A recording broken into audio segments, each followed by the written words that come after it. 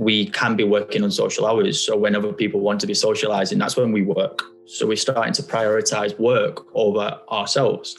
And when that happens, a lot of detrimental things start to fall into place. So recreational drug use being one of them. Now, if you're working 70 hours a week, you haven't seen your family in a long period of time, and you've not had a home cooked meal, you've not seen a lot of sunlight, to find yourself in a position where you're having to be at optimal level of service, you may need something to help you with that. And people turn to drugs. Alcohol being the same thing.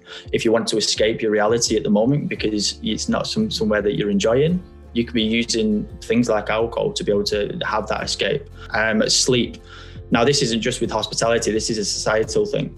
And inside of the trades, it's a badge of honor. Oh, I've only had 4 hours sleep last night and I've done 80 hours this week. So again, the reason why we've done that is it's become a norm. So we have our core foundation of training, right? And it's called So Let's Talk About Sex, which is sleep, eat, connect, and sweat.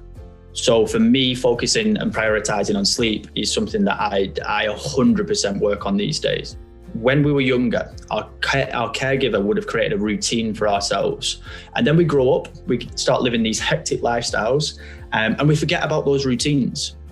And actually those routines were there because they work and they serve us. So creating yourself a routine, which we call our pre-game before bed, is so important. So now I switch off from social media an hour and a half before bed.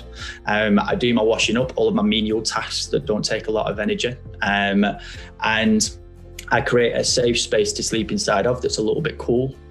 And then I make sure that I don't have any technology in my bedroom. And the reason for that being is I used to get woken up by my phone alarm clock. And then what happened is I checked my notifications first thing in the morning. As soon as my alarm went off, I'd open my eyes and I'd start scrolling. And then what happens is you're fed other people's emotions before you recognize your own. And what happens there is if it's negative, then you're going to start off your day on a negative kind of mindset. And then you're going to wonder why you're not feeling too good that day. So not being woken up by your alarm clock on your phone is so important. And then eat, really simple, going to keep it really simple. So eat local, not too much, mostly veg. Connection is so important. And we have 3 aspects of our connection, which is connecting to yourself, connecting to others, and connection to nature. And what we mean by that is when you're connecting with people, how we go about connecting with people, the kind of conversations that we're having and who we decide to surround ourselves with. We are most like the 5 people we surround ourselves with on a daily basis. So just be wisely about whose energy you're surrounding yourself with. And then connecting to yourself. So whether you write down a journal or whether you write down some affirmations, it's kind of connecting to recognizing your emotions and recognizing that those emotions, just because they feel negative doesn't mean that they can't serve you. So if you are feeling angry, an angry state can have a positive reaction because it can be a driving force. I was angry at the fact that I had to spend 10 years in the trade and didn't get a lot of support. And then So Let's Talk came from that anger. So recognizing that emotions don't always have to have a negative impact. And then connecting to nature, so important.